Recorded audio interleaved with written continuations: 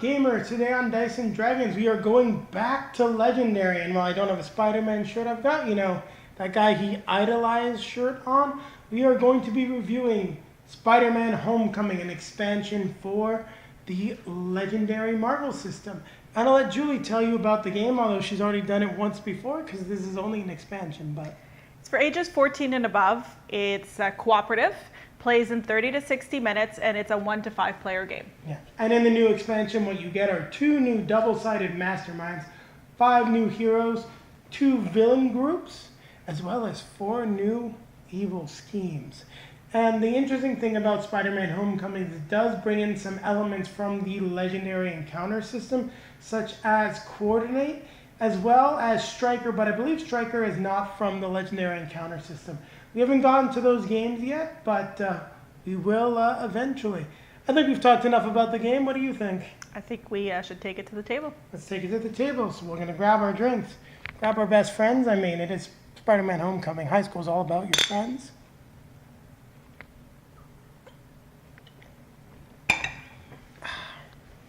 So who you want to be? I don't know. I don't know Spider-Man as much. I'm just excited. Iron Man will be there, so. He's there, but unfortunately doesn't have a suit on. It's okay. I think she likes Robert Downey Jr., guys. Now we're going to take a quick look at the components that you get with Legendary Spider-Man Homecoming.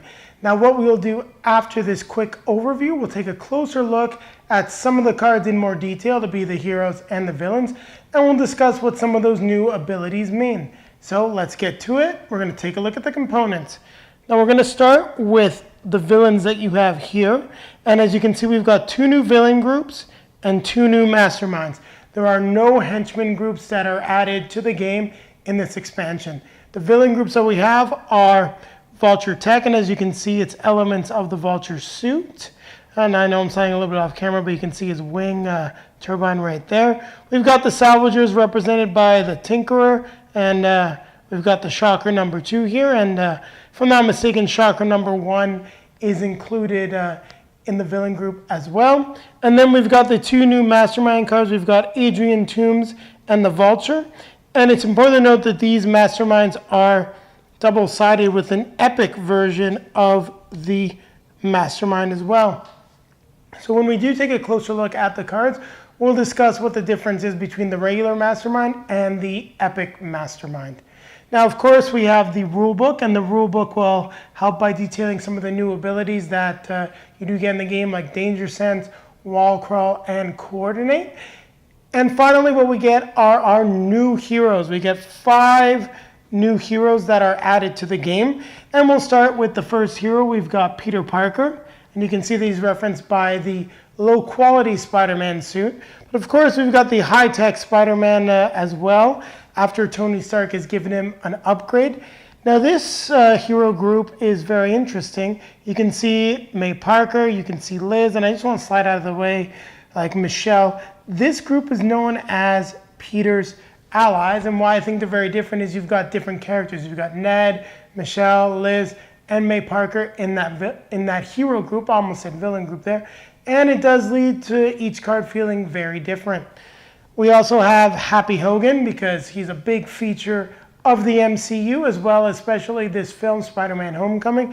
And I do really like him as a hero. We did see in, I believe it was Iron Man 3, that Happy does know how to box, despite the fact that Mr. Stark doesn't really need a bodyguard anymore. But he's got some skills, and he brings them to bear in this game.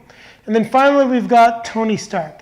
Now you can see that his big card is in the Iron Man suit, but I do want to highlight, as you can see here, it is just Tony Stark, and most of the cards, it is just him being, the awesome billionaire with his cool gadgets. And that's all the components that we have in Spider-Man Homecoming. Stick with us. We're going to take a quick, closer look at the cards and the new abilities, and then we'll get right to our review of the game. We'll be back shortly. Well, we'll probably be back as fast as it would take for Spider-Man to swing from building to building. Now, before we move on to talking about the rest of the cards, I realized that while doing my components overview, I neglected to talk about the 4 new schemes that you get in Spider-Man Homecoming. Now, they are all very thematic to the movies, you can see, which ones such as the Fairy Disaster.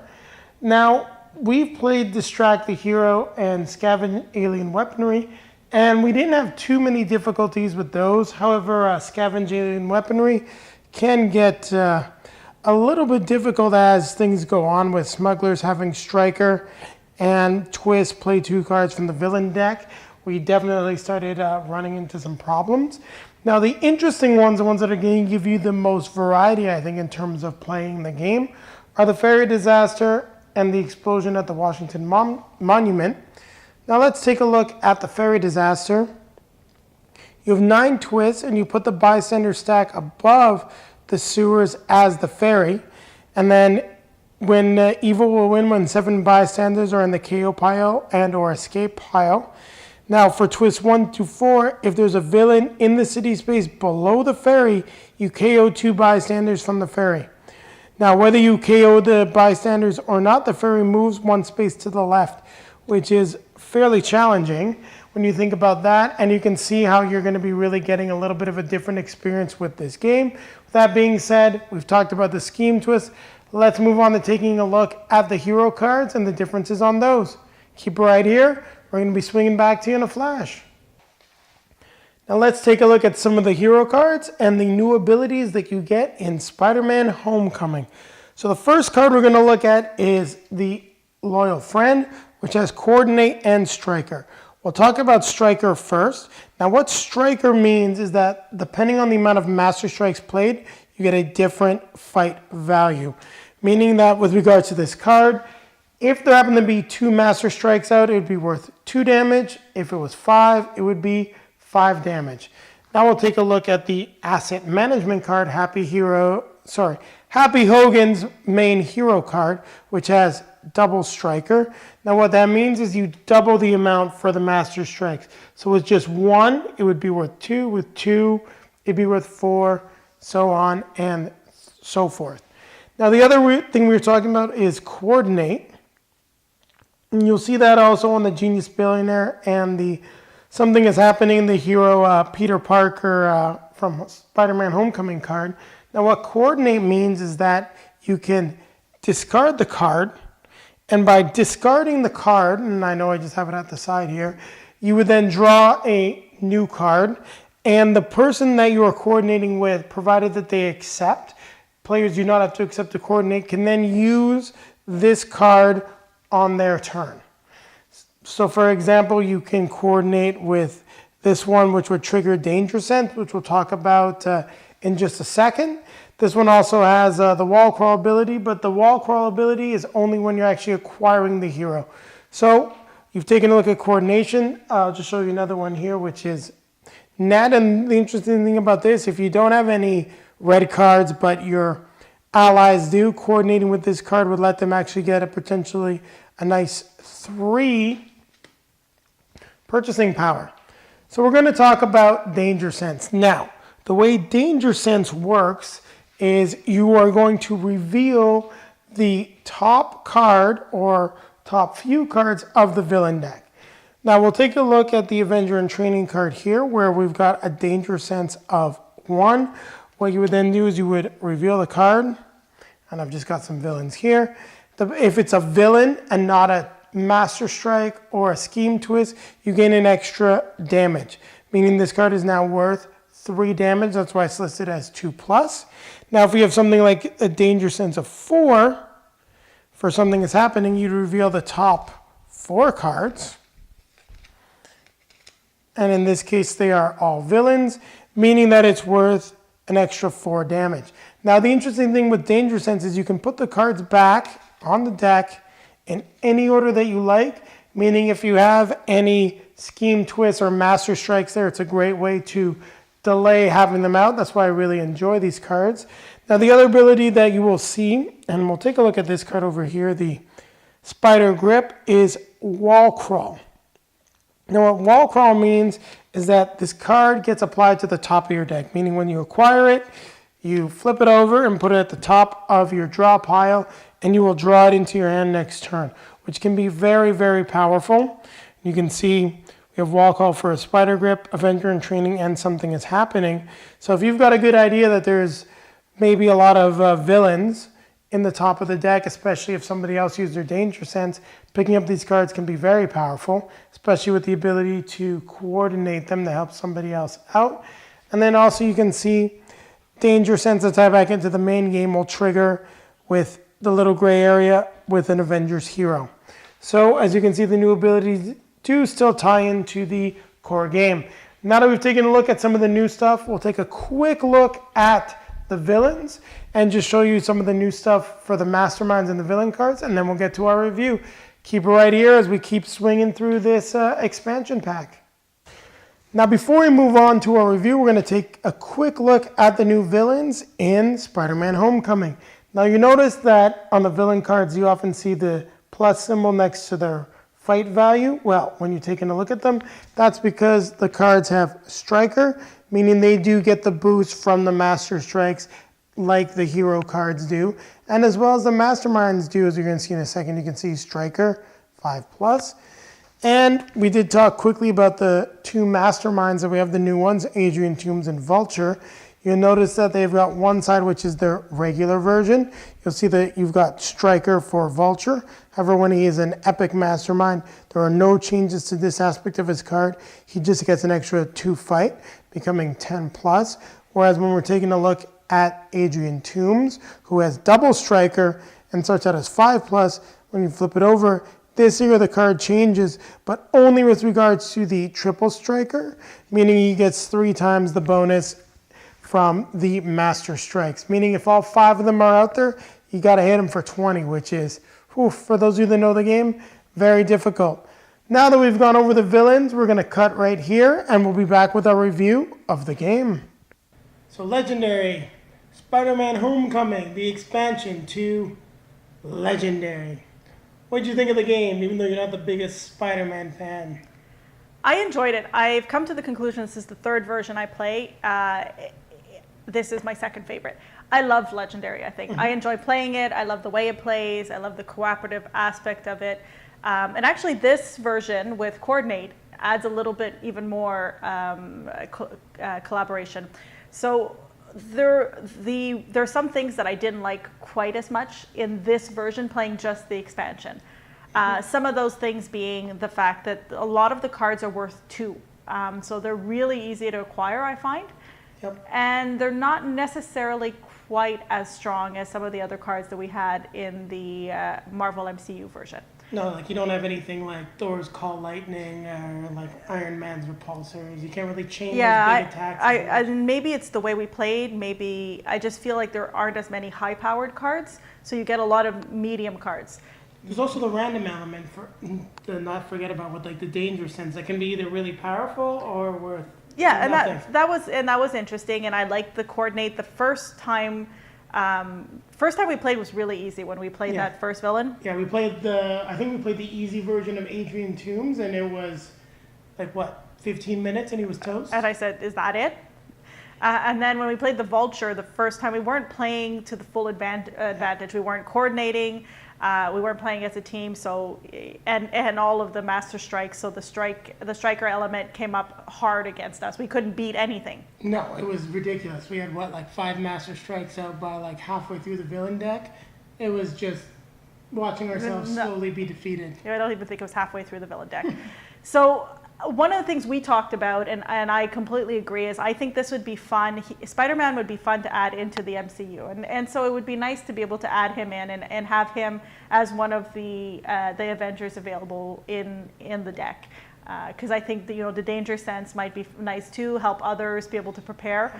I liked Happy Logan's card though, the one that you can KO a Master Strike. That was fun. That was a nice added value. No, I think our biggest mistake was when we wanted to give you guys a review of just Spider-Man Homecoming, so we played just the expansion. I think we both agree it is not like it has some new elements that are very cool, but it is best played as part of the main game.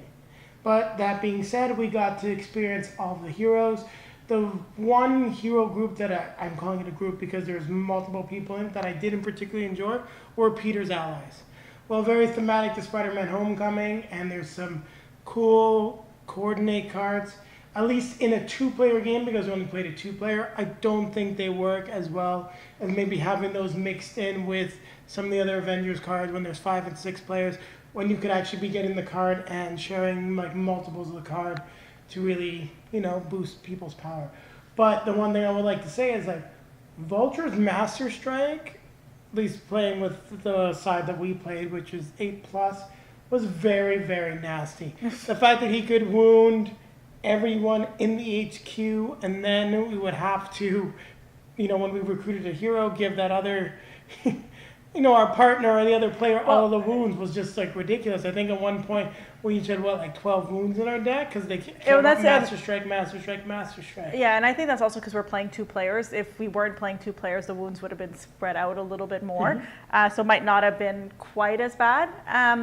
So I guess it adds an element, and it does make him pretty bad. Yeah. No, I did like the schemes were cool. We played 2 of the schemes, and the other 2 had some definite variety. So I think that you're going to get a lot of value in this expansion pack to bring to your MCU Phase 1. Now, I know a lot of people have not enjoyed this expansion. I've seen some other reviews of it, but we decided to get this expansion and add it in because we have the MCU version of Legendary, and I think it does work well.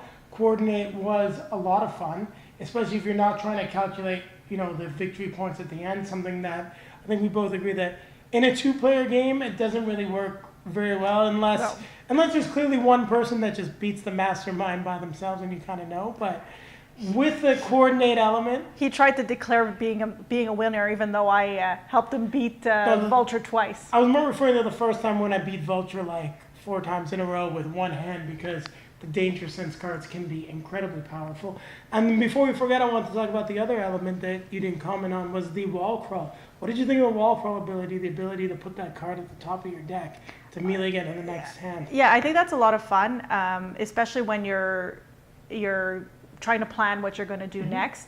And when you start getting a bigger deck, it's interesting. When you're at the end and you're going to be shuffling them back in, not great. But when you're putting it straight on top and for sure you're getting in your next hand, I think that was fun. And I'm looking forward to having that in the MCU version once we integrate it. Especially with some of the villains that when you beat them and then it gives you the next hero you acquire gets wall crawl. I'm just thinking of some of the bigger heroes like Hulk. All of a sudden you wall crawl, Hulk smash to the top of your deck, and next thing you know you're like, oh, take this evil villain. Well, I said villain because there's a lot of them. Those of you guys play, there's a lot of them. But I think we've covered really everything they want to say about Spider-Man Homecoming. I understand why people did not love the expansion. I think it works very well with the MCU version. I think we both agree on that. But I don't know if I'd want to mix it in with the comic book version of the game. I think we're a little off. No, I think it definitely belongs with MCU and should go in there. I probably wouldn't give the expansion as high a rating as I gave the other game, the MCU, the full version. The expansion, probably an 8 for me. I'm going to give it an 8 as well, and I think I could actually give it a higher grade. I might actually have given it a 9 if we'd mixed it in and got more experience with the other MCU cards. But as you know, we got other games to review, so we didn't get to spend as much time with it. However, there's one thing I can guarantee you, we will be playing it again. We will probably play with the MCU other versions, and if we're reviewing, another Legendary, maybe both of us are going to change our score on Spider-Man Homecoming. That being said, here on Dice and Dragons, we're going to grab our drink, grab our best friend, and keep playing games. But as well, don't forget, you've got other videos up above, and you can follow us in all of our social media feeds down below in the video description. And don't forget to comment, like, subscribe, all that good YouTube stuff. Remember the game we reviewed a couple weeks ago, that Robotech? This game, Spider-Man, I'll play this every day. Well, we'll be playing some more Legendary games when we get the Legendary encounters. X-Files. Yes, I know, but unfortunately it's gone back to the printer, so who knows. Hurry up, printers. We want it. We want to review it. I can't wait. Well, maybe we'll email Upper Deck, and you never know.